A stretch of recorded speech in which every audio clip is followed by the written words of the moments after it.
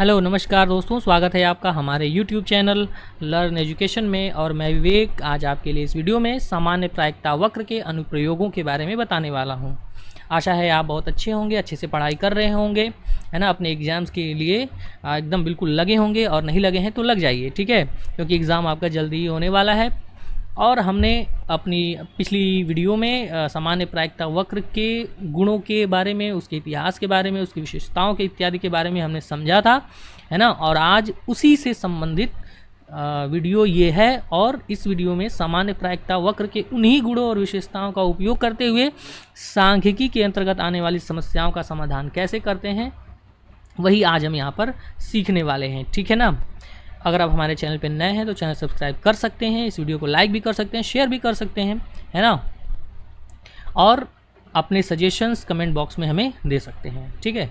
तो आइए हम अपने इस वीडियो की शुरुआत करते हैं और समझते हैं कि सामान्य प्रायिकता वक्र का उपयोग क्या है। उससे भी पहले आप जान लीजिए कि ये जो वीडियो है ये एमएड, एमए एजुकेशन और एजुकेशन से संबंधित किसी भी कॉम्पिटिटिव एग्जाम्स, आपके semester exams, net, UGC net और टीजीटी पीजीटी इत्यादि में भी ये जो है इम्पॉर्टेंट टॉपिक है। और साथ ही साथ आपके सेमेस्टर के लिए भी ये उतना ही इम्पॉर्टेंट है, और उन सभी कोर्सेज़ के लिए भी जिसमें सांख्यिकी एक विषय के रूप में शामिल किया गया है, ठीक है। तो आइए शुरू करते हैं सामान्य प्रायिकता वक्र के अनुप्रयोगों के बारे में।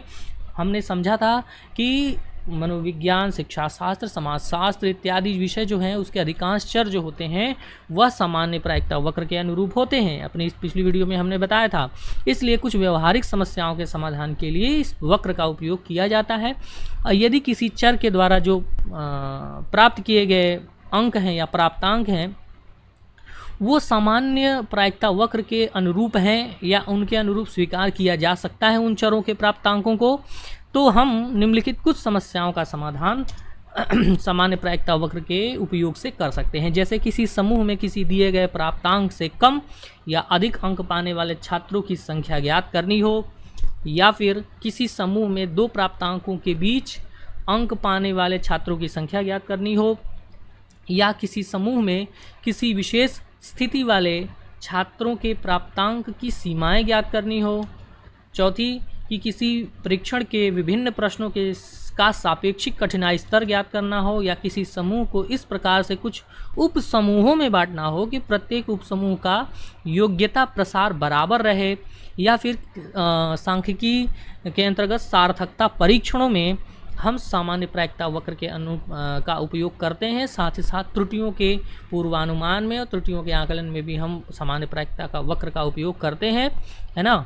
तो ये कुछ उपयोग हुए। इन उपयोगों को हम अंकित प्रश्नों के द्वारा भी समझेंगे, है ना। सामान्य प्रायिकता वक्र की विशेषताओं में मैंने आपको बताया था कि जो भी प्राप्तांक होते हैं यदि उनको हम जेड प्राप्तांकों के रूप में बदल देते हैं तो वह जेड प्राप्तांक या सिग्मा मान में बदल जाते हैं। सिग्मा मान कहिए या जेड प्राप्तांक कहिए, एक ही बात है ना। तो हमें पहले प्राप्तांकों को जेड प्राप्तांक या सिग्मा मान में बदलना होता है, और जैसे ही हम बदलते हैं तो वह इस सामान्य प्रायिकता वक्र के अनुरूप हमें इनको मान सकते हैं, और उन प्राप्तांकों को यहाँ पर प्रदर्शित किया जा सकता है, ठीक है। बात समझ में आ गया।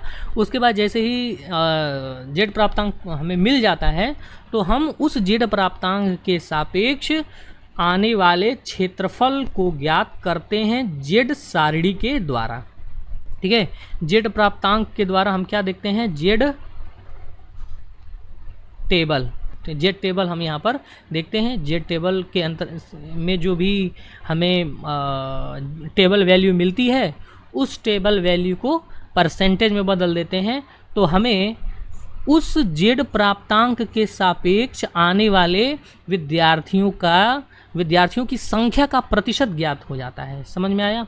और उस प्रतिशत के माध्यम से हम समूह के विद्यार्थियों की संख्या को ज्ञात कर सकते हैं। जो बात मैंने अभी आपको कही, इस बात को अब आगे आने वाले अंकित प्रश्नों के द्वारा समझ सकेंगे, ठीक है। तो आइए समझते हैं कि किस तरीके से हम इन उपरोक्त दी गई जो हमारे अभी हमने जिन समस्याओं की चर्चा की उसको हम कैसे ज्ञात करेंगे, ठीक है। तो आइए सबसे पहली चीज़ कि किसी समूह में किसी दिए गए प्राप्तांक से कम या अधिक अंक प्राप्त करने वाले विद्यार्थियों की संख्या ज्ञात करते हैं। तो हमारे पास एक प्रश्न यहाँ पर है कि 200 छात्रों के किसी हिंदी परीक्षण में का जो मध्यमान है वो 50 प्राप्त हुआ और मानक विचलन 12 प्राप्त हुआ। तो यदि इस हिंदी परीक्षण को सामान्य प्रायिकता वक्र के अनुरूप माना जाए तो निम्नलिखित प्रश्नों को हल कीजिए या निम्नलिखित चीज़ों को ज्ञात करिए। कितने छात्र 60 से अधिक अंक प्राप्त कर रहे हैं, कितने छात्र 35 से अधिक अंक प्राप्त कर रहे हैं, कितने छात्र 55 से कम अंक प्राप्त कर रहे हैं और कितने छात्र 30 से कम अंक प्राप्त कर रहे हैं। तो ध्यान दीजिएगा, यहाँ पर सबसे पहला जो सवाल है वो कितने छात्र 60 से अधिक अंक प्राप्त कर रहे हैं। ठीक है, तो 60 से अधिक, जब भी देखिए किसी, अब हमें इस 60 जो प्राप्तांक है इसको हमें जेड प्राप्तांक में बदलना पड़ेगा, और जैसे ही जेड प्राप्तांक में हम बदलेंगे तो यह सामान्य प्रायिकता वक्र पर प्रदर्शित करने योग्य हो जाएगा और उसके सापेक्ष आने वाले क्षेत्रफल का प्रतिशत हम ज्ञात कर लेंगे और उस प्रतिशत के माध्यम से विद्यार्थियों की संख्या को ज्ञात करेंगे। ठीक है, तो ध्यान दीजिएगा, यहाँ पर जब भी किसी प्राप्तांक से अधिक की बात करें तो उस प्राप्तांक की उच्च सीमा को लेते हैं और किसी प्राप्तांक से कम की बात करें तो उस प्राप्तांक की निम्न सीमा को लेते हैं। जैसे पहले सवाल में 60 से अधिक की बात कर रहा है तो इसको हम 60 न लिखकर इसकी उच्च सीमा लिखेंगे 60.5। ठीक है, और बाकी चीज़ें आप देख रहे हैं कि 200 हमारे छात्रों की संख्या है, मध्यमान 50 है और मानक विचलन स्टैंडर्ड डेविएशन जिसको सिग्मा से भी प्रदर्शित करते हैं वो 12 है। तो आइए सबसे पहले हम इसके जेड प्राप्तांक को ज्ञात कर सकते हैं। तो जेड प्राप्तांक का जो सूत्र होता है वो होता है x minus m upon standard deviation या सिग्मा। तो ध्यान दीजिएगा, x हमारा प्राप्तांक है, m हमारा मध्यमान है और सिग्मा हमारा स्टैंडर्ड डेविएशन है। तो x का मान 60.5 हमने रख दिया और मध्यमान हमारा 50 है, मानक विचलन 12 है। और जब सॉल्व करते हैं तो प्लस 0.88 सिग्मा आता है। ठीक, समझ में बात आई? ठीक है ना, 0.88 सिग्मा आता है। अब ये बात देखिए कि 0.88 सिग्मा हमारे सामान्य प्रायिकता वक्र पर कहाँ आता है।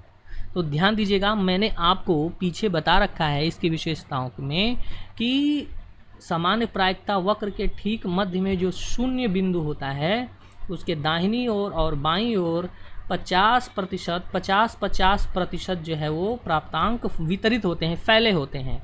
हम दाहिनी ओर जाएंगे तो धनात्मक जो है जेड प्राप्तांक मिलेंगे और बाईं ओर जाएंगे तो ऋणात्मक जेड प्राप्तांक मिलेंगे, और दोनों के दाईं और बाईं ओर कुल आधे आधे, कुल समूह में आने वाले आधे आधे प्राप्तांक जो है वो वितरित होते हैं। तो यहाँ पर जो है प्लस 88 सिग्मा आ रहा है, अर्थात हमें जाना पड़ेगा किधर, दाहिनी ओर, और ये 88 सिग्मा है अर्थात 1 से कम है, तो ये कुछ यहाँ पर हो सकता है कि ये बिंदु यहाँ पर आए। ठीक है, तो ये हो गया प्लस 0.88 सिग्मा यहाँ पर आएगा। ठीक है, अब आप ध्यान दीजिए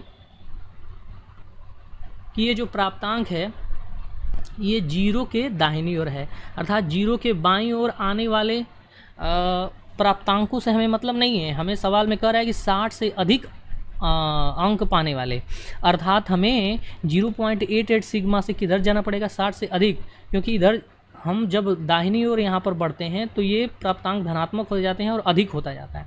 तो 60 से अधिक आने के लिए हमें इधर के क्षेत्रफल को, अर्थात 0.88 सिग्मा के दाहिनी ओर आने वाला जो क्षेत्रफल है उसको हमें ज्ञात करना पड़ेगा।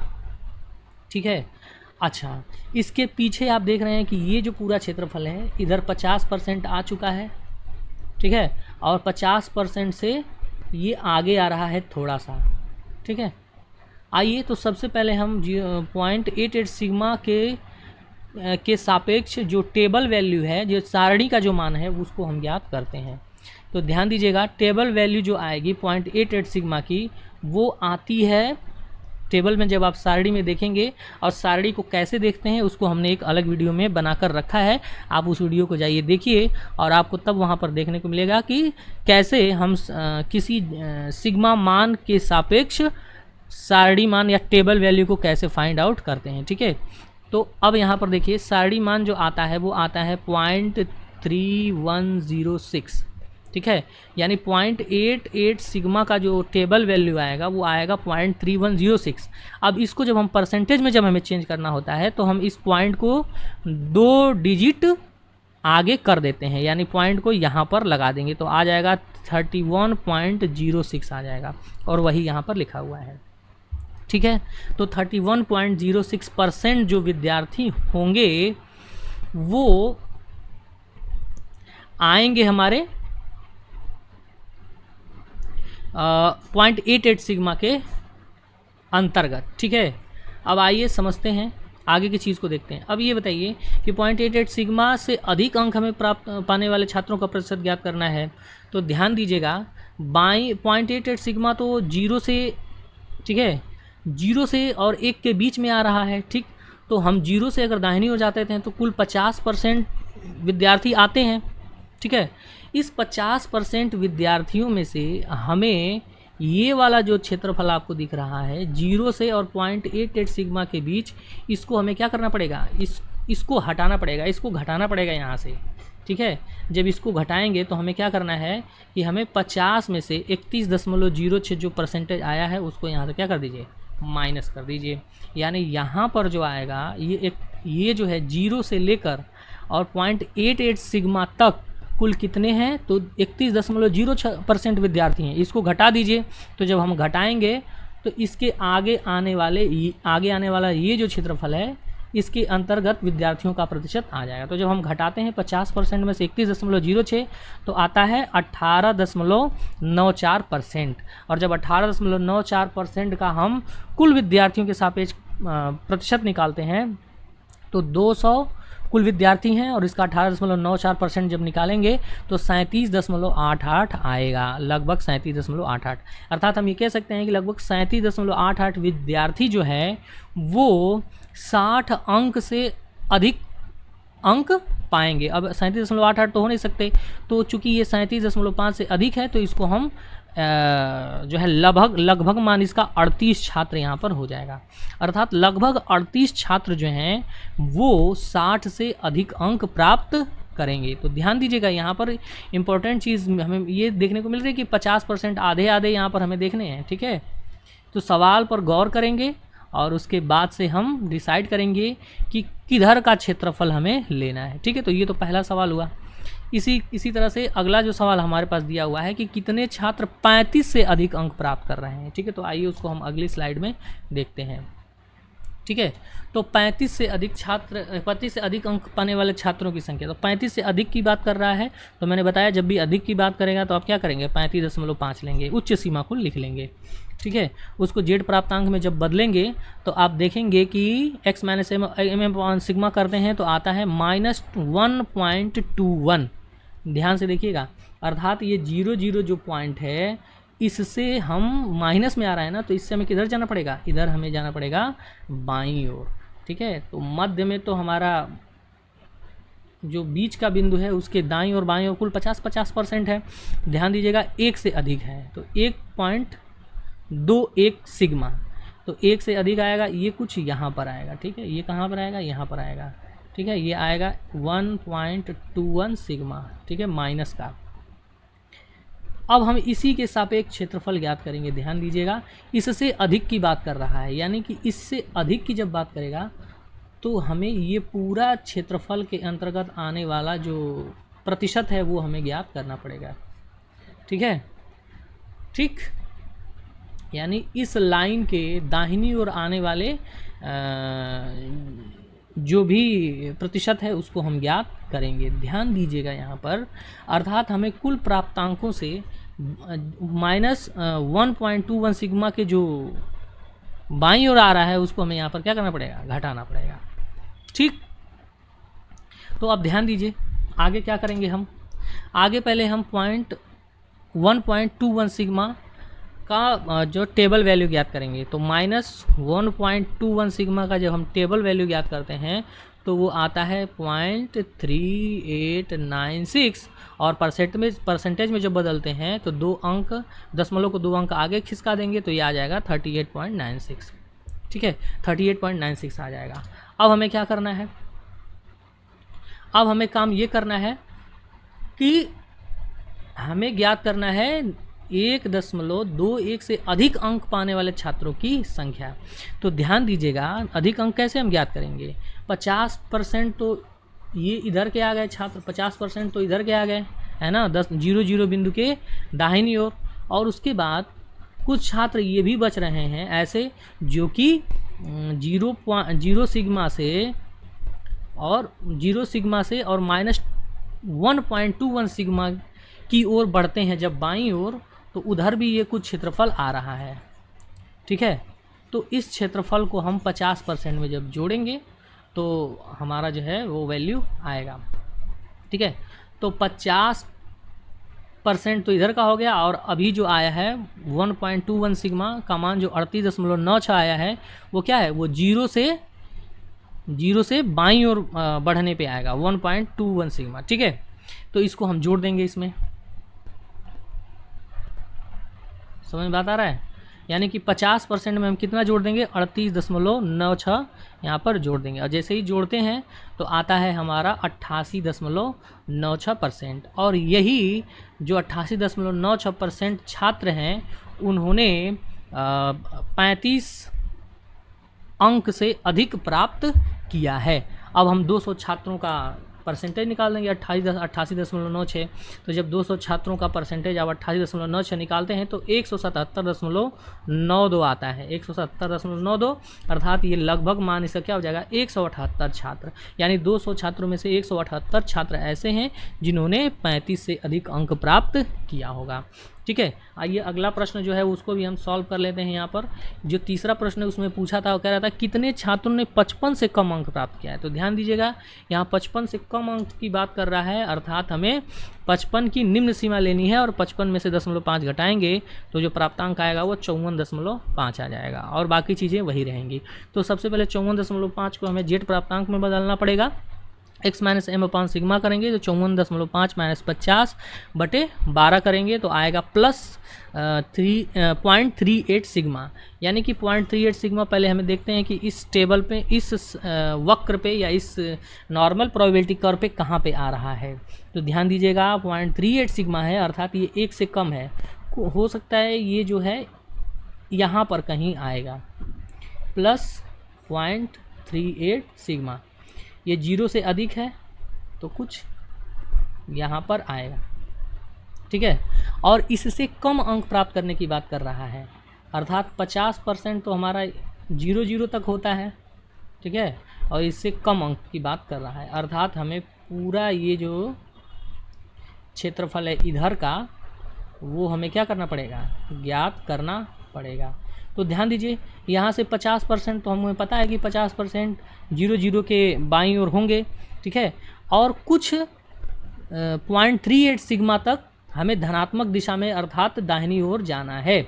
तो ठीक है, तो 0.38 सिग्मा का सापेक्ष जो है टेबल वैल्यू अर्थात टेबल का मान हम ज्ञात करते हैं तो वो आता है 14.80%।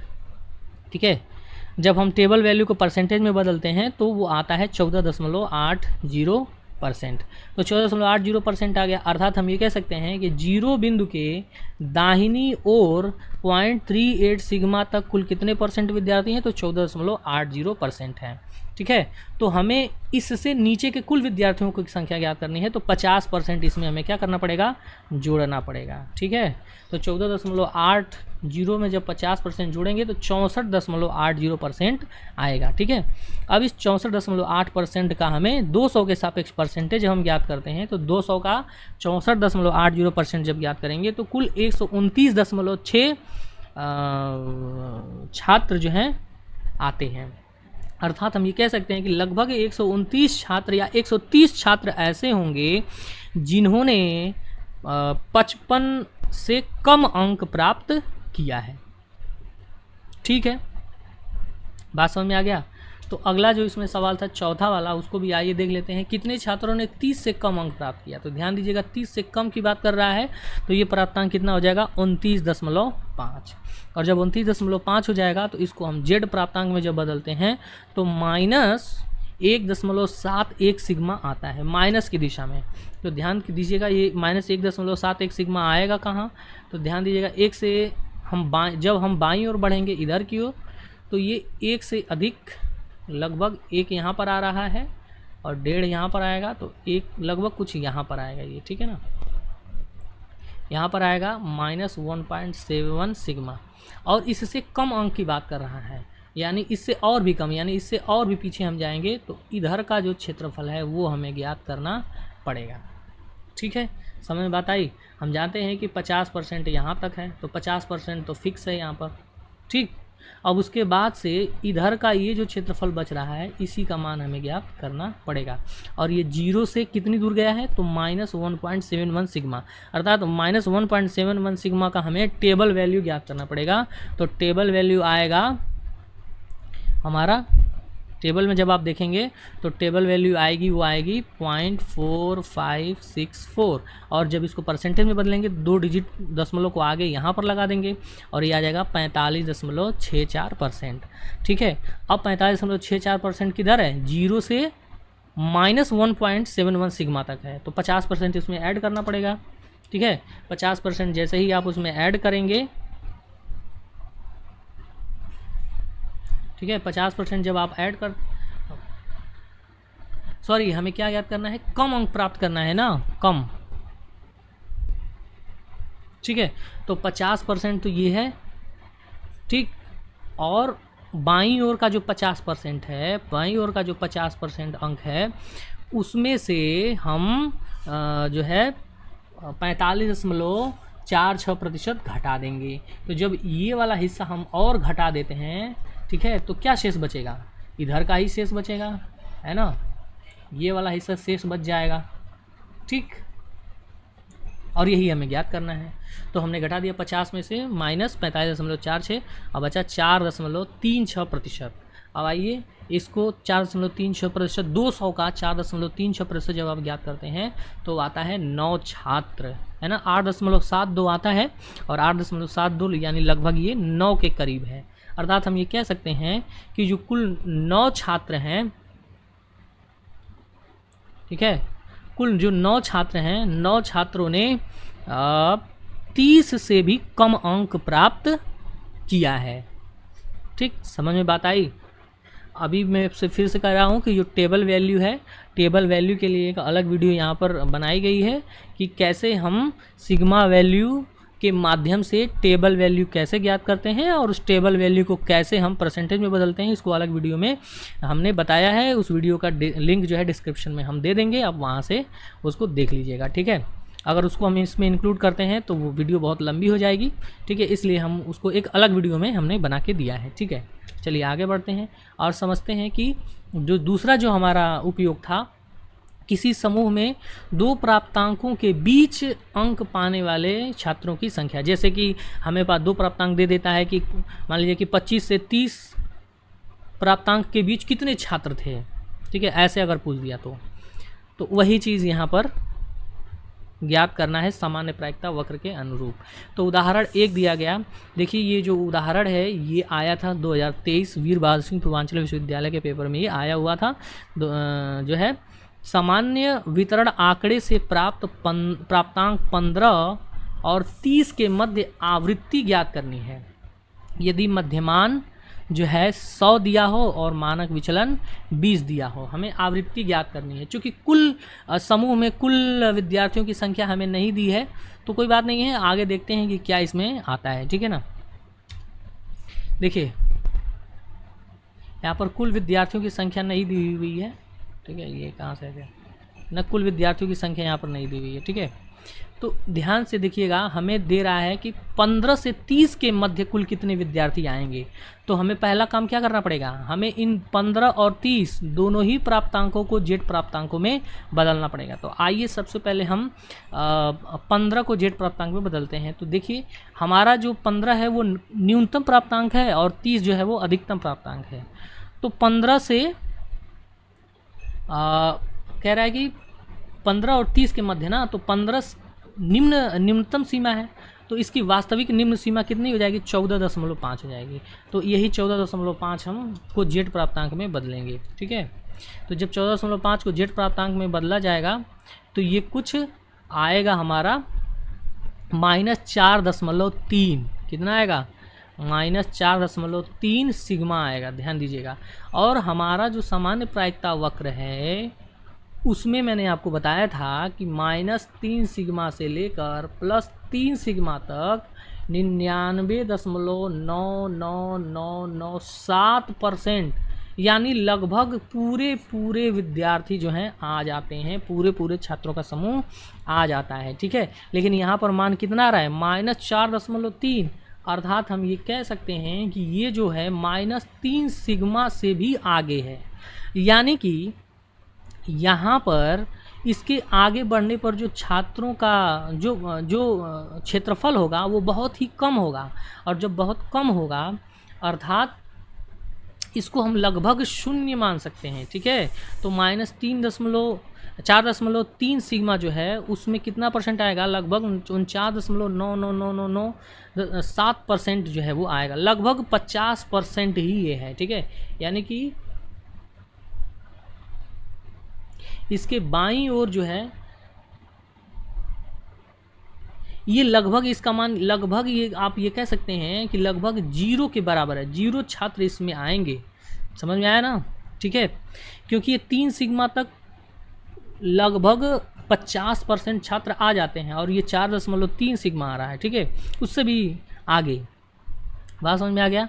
तो ये तो आ गया -3, इसको फिलहाल अभी हटा दीजिए, है ना, ये तो -4.3 सिग्मा आ गया। अब इसी तरह से 30 को अगर बदलते हैं तो आता है 3.5 सिग्मा आता है, ठीक है। तो ये भी जो है वो ये भी जो है 30 को जब आप जेड प्राप्तांक में बदलते हैं तो ये भी 3 सिग्मा से अधिक ही आता है, ठीक। तो इसको यदि आप टेबल पे प्रदर्शित करते हैं, इसको सारणी पे, ये जो हमारा वक्र है इस पर अगर आप प्रदर्शित करते हैं तो 3.5 सिग्मा इधर आ जाएगा, 3.5 सिग्मा, और 4 आगे और बढ़ाएंगे तो -4.3 सिग्मा कुछ इधर आ जाएगा, और इसमें आने वाला क्षेत्रफल यहाँ पर कहीं आएगा, ठीक है। और ये बहुत कम है, ठीक है, समझ में आया ना। तो यहाँ से यहाँ तक की वैल्यू और 0 से -4.3 सिग्मा तक की वैल्यू अगर घटा देते हैं तो इसके बीच आने वाले छात्रों का प्रतिशत हमें आ जाएगा। तो आइए यहाँ से यहाँ तक की वैल्यू को घटाते हैं, और जब आप घटाएंगे तो यहाँ पर अभी आप देखिए कि 4.3 सिग्मा का जो वैल्यू आएगा 49.9997%, और -3.5 का आएगा 49.9997%। दोनों को जब आप माइनस करते हैं तो ये जो आता है वो आता है 0.002% आता है, जो कि बहुत ही कम है, 1 से भी कम है। समझ में आया। तो विद्यार्थियों की संख्या 1 से कम तो हो नहीं सकती है, ठीक है, विद्यार्थियों की संख्या 1 से कम नहीं हो सकती है।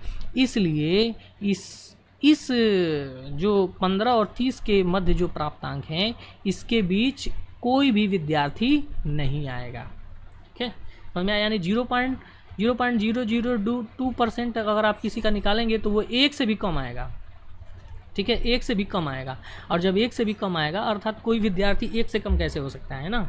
तो हम ये कह सकते हैं, निष्कर्ष निकाल सकते हैं कि 15 और 30 के मध्य जो प्राप्तांक है इसके मध्य कुल विद्यार्थियों की संख्या कितनी है, 0, अर्थात कोई विद्यार्थी 15 से 30 के बीच अंक नहीं पाया है, ठीक है।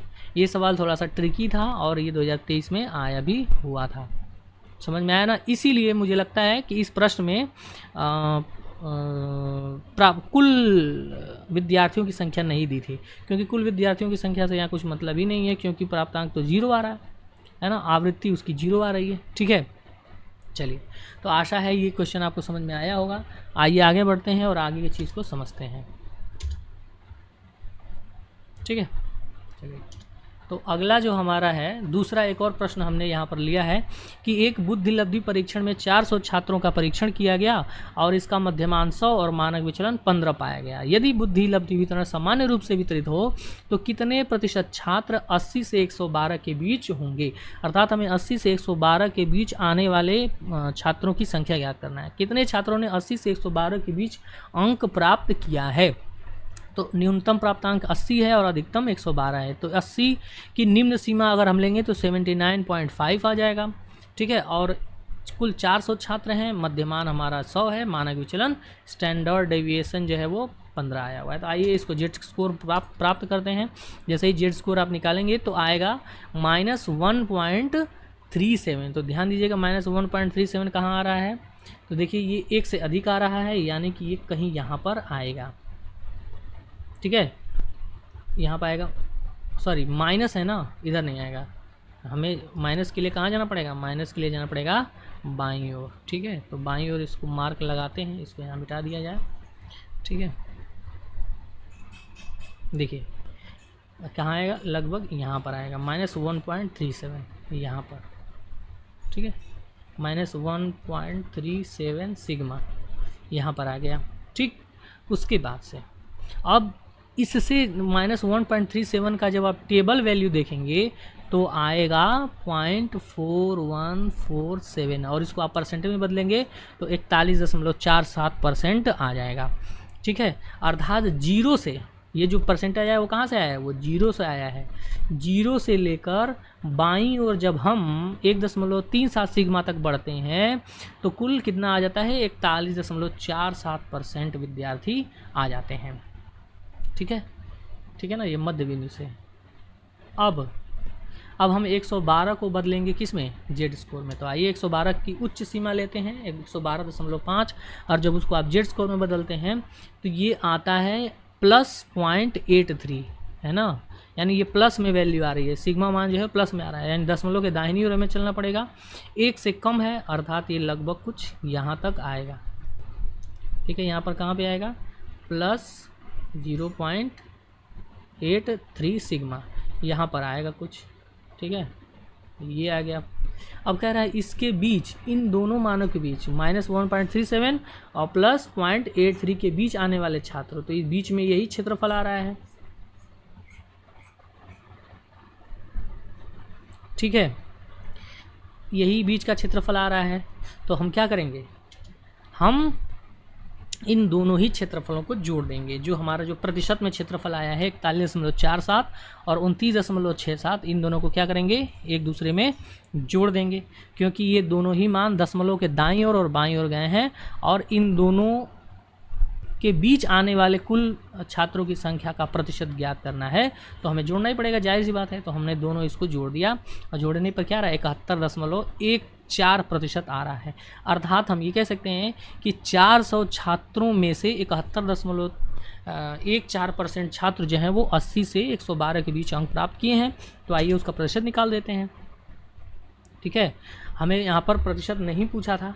ठीक है, यहाँ पे प्रतिशत जो है केवल परसेंटेज ही पूछा है। ठीक है ना, एक कितना है, कितने प्रतिशत छात्र, केवल परसेंटेज पूछा है, अर्थात यही हमारा क्या हो जाएगा, आंसर हो जाएगा 71.41%। ठीक है, यदि हमें इसी के बीच परसेंट तो आ गया, छात्रों की संख्या पूछ देती तो हम क्या करते, 400 का 71.14% यहाँ पर निकाल देते। ठीक है, तो जब आप 400 का 71.14% ज्ञात करेंगे, ठीक है, तो यहाँ से जीरो ही कैंसिल आउट हो जाएगा। ठीक, और आपको 71.14% में आपको गुणा करना पड़ेगा 4 का, और जब आप 4 का मल्टीप्लाई करते हैं तो ये आता है 284.56%, अर्थात हम ये कह सकते हैं कि लगभग 284 छात्र ऐसे होंगे जिन्होंने 80 से 112 के बीच अंक प्राप्त किया है। ठीक है, तो चूंकि ये चीज़ हमें पूछा नहीं है तो हमारा आंसर यहीं तक हो जाएगा 71.4 तक। अगर पूछता तो इस तरह से परसेंटेज निकाल के ज्ञात कर लेते। ठीक है, आइए आगे बढ़ते हैं और अगली जो इसका अनुप्रयोग है उसको समझते हैं। अगला जो है, किसी समूह में किसी विशेष स्थिति वाले छात्रों के लिए प्राप्तांक की सीमाएँ ज्ञात करना। अर्थात कि अगर कुछ छात्रों का प्रतिशत दिया हो, है ना, कि सबसे अधिक सबसे ऊपर के कुछ परसेंट छात्रों का ने कितना अंक प्राप्त किया हो, यानी अब यहाँ पर छात्रों का प्रतिशत दिया होगा, है ना, जिन्होंने कुछ विशेष अंक प्राप्त किए हों उनका परसेंटेज दिया होगा, और उस परसेंटेज से हमें छात्रों की संख्या ज्ञात कर उनकी प्राप्तांकों की सीमाएं ज्ञात करनी होंगी। ठीक है, तो उदाहरण आपके सामने यहाँ पर दिख रहा है कि छात्रों के एक समूह में 500 छात्र थे जिनका सामान्य ज्ञान परीक्षण पर 40 मध्यमान प्राप्त हुआ और मानक विचलन 12 प्राप्त हुआ। तो निम्नलिखित का मान ज्ञात किए। 3 चीज़ें इसमें भी दी गई हैं, ठीक है, 3 चीज़ें इसमें भी दी गई हैं, जिसमें पहला है समान ज्ञान परीक्षण पर 20% क्षेत्र श्रेष्ठतम छात्र किस प्राप्तांक से अधिक अंक प्राप्त करेंगे, अर्थात ऊपर के जो 20% छात्र हैं वो कितने अंक से अधिक अंक प्राप्त किए हैं, ठीक है। और वही चीज़ दूसरा पूछ रहा है कि मध्य के 50% छात्र कितने प्राप्तांकों के बीच अंक प्राप्त करेंगे, और सामान्य ज्ञान परीक्षण पर नीचे के 350 छात्र का प्राप्तांक किस प्राप्तांक से कम होगा। ये 3 चीज़ें हमें पूछ रहा है, ठीक है। तो आइए इसको भी हम समझ लेते हैं। तो पहले पहला सवाल हल करते हैं कि 20% श्रेष्ठतम छात्र किस प्राप्तांक से अधिक अंक प्राप्त करेंगे। तो ठीक है, तो 500 कुल छात्र हैं, मध्यमान 40 है और मानक विचलन 12 है। तो सबसे पहले इसको जेड प्राप्तांक में बदलना पड़ेगा, ठीक है ना। तो ध्यान दीजिएगा, हमें यहाँ पर 20% दिया हुआ है, तो अब हमें उल्टा काम करना है। पहले हम जेड प्राप्तांक से सारणी मान ज्ञात करते थे और सारणी मान को परसेंटेज में व्यक्त करते थे, ठीक है। लेकिन अब हमें परसेंटेज से सारणी मान ज्ञात करना है और सारणी मान को जो है जेड स्कोर में बदलना है और जेड स्कोर से हमें मूल प्राप्तांकों को ज्ञात करना है, ठीक। उल्टा काम करना है, पीछे की ओर अब आना है। तो ध्यान दीजिएगा, 20% श्रेष्ठतम छात्रों की बात कर रहा है, तो हम सारणी में देखेंगे कि 20% के निकट मान कौन सा है, ठीक है ना। तो हम सारणी में खोजेंगे, ठीक है। तो सारणी में जब आप खोजते हैं तो आपको देखने को मिलता है एक ऐसा मान जो कि 0.2995 आता है, 0.2995 आता है, ठीक है। और इसको जब आप परसेंटेज में बदलते हैं तो ये 29.95 आ जाता है, 29.95%, ठीक, जो कि लगभग 30 के नज़दीक है, ठीक है ना। तो अब ये सारणी मान आ गया 29.95 का सारणी मान है, इसको परसेंटेज में हम बदले हैं तो 29.95 आया हुआ है, ठीक है। अब इसके सापेक्ष जेड मान क्या होगा, यानी 29.95% के सापेक्ष जेड मान या जेड वैल्यू हमें ज्ञात करनी पड़ेगी। तो वो जेड वैल्यू हम उस सारणी में ही देख लेंगे, ठीक है। जेड वैल्यू जो है उस सारणी में ही हम देखेंगे तो आपको देखने को मिलेगा कि ये जो जेड वैल्यू आई है वो आई है +0.84 सिग्मा, अर्थात जब आप +0.84 सिग्मा का मान देखेंगे तो वो आएगा 0.2995 और उसको परसेंटेज में बदल देंगे तो 29.95 आ जाएगा। यानी हम देखिए उल्टा आ रहे हैं ना, यानी परसेंटेज वैल्यू को अब सिग्मा वैल्यू में बदल रहे हैं। तो जैसे ही हमारे पास सिग्मा वैल्यू आ जाएगी फिर हम उसी सूत्र का उपयोग करेंगे जेड स्कोर वाला, ठीक है। तो जेड मान वाला यही है कि Z value x - m/, sigma है। तो चूंकि हमें मूल प्राप्तांक ज्ञात करना है, अर्थात हमें इस x का मान ज्ञात करना है, ठीक है। तो बाकी चीज़ों को हम, ये सूत्र कुछ इस तरीके से हो जाएगा, Z value multiplied by standard deviation और ये हो जाएगा प्लस मीन, ठीक है, मीन हो जाएगा यहाँ पर, और ये हो जाएगा हमारा x का मान, ठीक है। तो इस ये जो है इसी फार्मूले में हम इसको रखेंगे, ठीक है। देखिए यहाँ पर हमने फार्मूला लिख भी दिया है, और जब आप इसमें रखेंगे तो +0.84 के सापेक्ष मूल प्राप्तांक जो है x = 0.84 × 12 जो कि हमारा स्टैंडर्ड डेविएशन है, और प्लस कर देंगे 40, और जब इसको सॉल्व आगे करते हैं तो आता है 50.808 जो है वो आंसर आता है। अर्थात हम ये कह सकते हैं कि 50 छात्र ऐसे हैं जिन्होंने माने कि 20% से अधिक, 20 ऊपर के शीर्ष 20% छात्र, ठीक है, शीर्ष 20% छात्र जो है वो 50 नंबर से अधिक प्राप्त किए होंगे ना, अर्थात 20% श्रेष्ठतम जो छात्र हैं वो 50 अंक से अधिक अंक प्राप्त किए होंगे, ठीक है। आइए इसी तरह से अगला सवाल हम अगला सवाल जो है लगाते हैं। वो क्या है कि मध्य के 50% छात्र किस अंकों के बीच अंक प्राप्त करेंगे, यानी बीच के 50% छात्रों का मान ज्ञात करना है, ठीक है। तो बीच के 50% कैसे हम ज्ञात करेंगे, तो ध्यान दीजिएगा, बीच के 50% छात्रों को ज्ञात करने के लिए हमें हमें इस पहले चलना पड़ेगा हमारे सामान्य प्रायिकता वक्र पे। तो बीच के 50% छात्र कैसे आएंगे? ध्यान दीजिएगा, मैंने आपको बताया था कि बीच में जो है ना 0 पॉइंट होता है, और इसके दाहिनी ओर कुल 50% और बाईं ओर कुल 50%, दोनों 100%। तो हमें बीच के 50% छात्र, अर्थात हमें दाहिनी ओर 25% जाना होगा, दाहिनी ओर 25% जाना होगा और बाईं ओर 25% जाना होगा। ठीक है, अर्थात दाहिनी ओर इधर की ओर मध्य बिंदु से दाहिनी ओर 25% और इसी मध्य बिंदु से बाईं ओर भी 25% छात्रों को, तब ये मध्य के कुल 50% छात्र आ जाएंगे। ठीक है, तो ये जो है बीच का कुल 50% छात्रों को व्यक्त कर देगा। ठीक है, ध्यान दीजिएगा, तो मध्य बिंदु से 25% दाईं ओर, मध्य बिंदु से 25% बाईं ओर।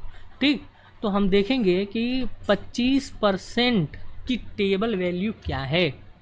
तो जब आप 25% की 25, ठीक है ना, देखिए यहाँ पर 25 हमने लिख दिया है।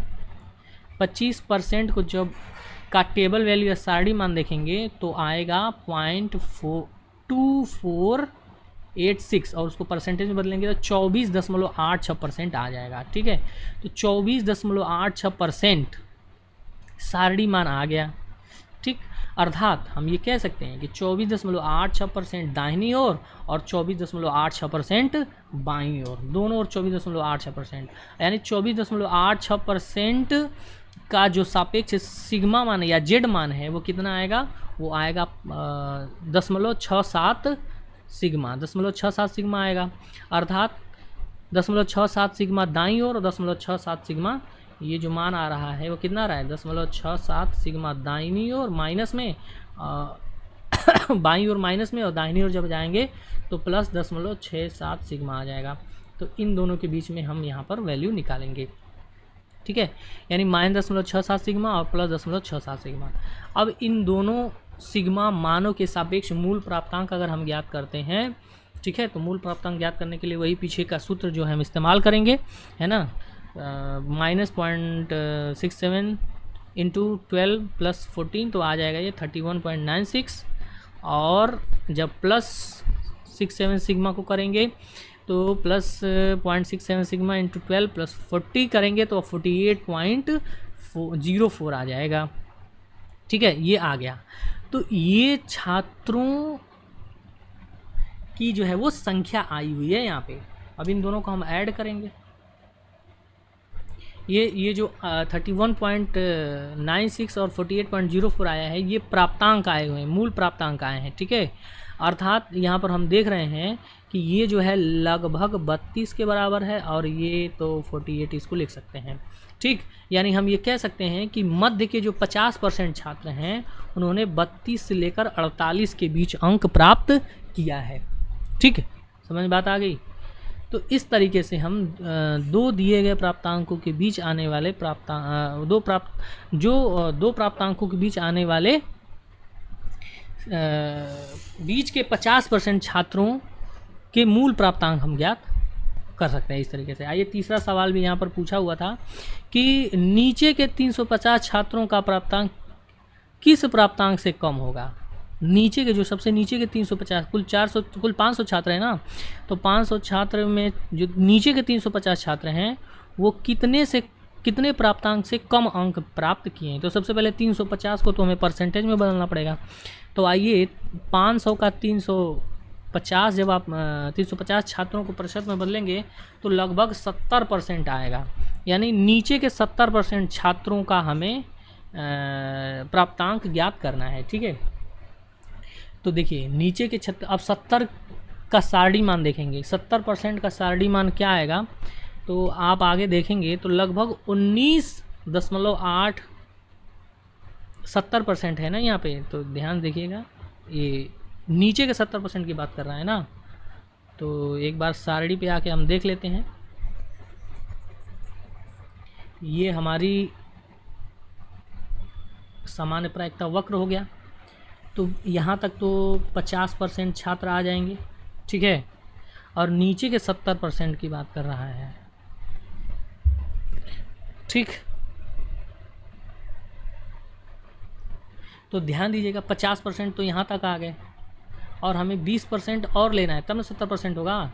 यानी 50% इधर के छात्र और 50% इधर, 50% में से 20% और, तो 20% यहाँ पर और ले लेंगे तो यहाँ पर आ जाएगा, ये जो मान आएगा वो 20% आएगा। ठीक, तो 50% और 20% 70% आ गया।